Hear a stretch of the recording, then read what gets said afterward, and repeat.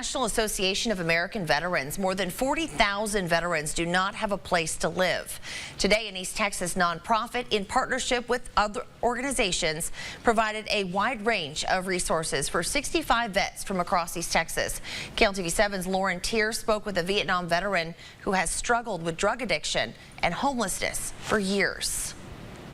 I have had to live in a pasteboard box in some brush because I was too proud to bow down and go to my family for support. Jacksonville native Robert Edward Nathaniel Jr., known as Nathaniel to most everyone, served a little over 2 years in the U.S. Air Force after being drafted for the Vietnam War. He was an airman first class. My experience with the Air Force gave me the challenge that other people didn't experience, bad and good. But I came out of the Air Force with a serious depression. Along with depression, Nathaniel suffered from drug addiction and faced criticism after returning from the war.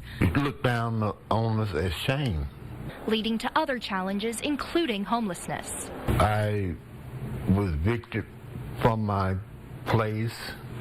I didn't have the right nourishment. All I needed to live for was drugs. Nathaniel found help and resources from organizations like the VA and Can't V. I'm happy for the support that we have. But he has some ideas to help decrease the amount of veterans that do not have a home. Take the veteran off the street and put them in these homes. Build more shelters. Have the ingenuity to put these veterans to work. Nathaniel says it's important for people to know he now has a place to live and continues to move forward. Having survived 4 strokes, he is now thriving with therapy and is looking forward to celebrating 4 years of sobriety.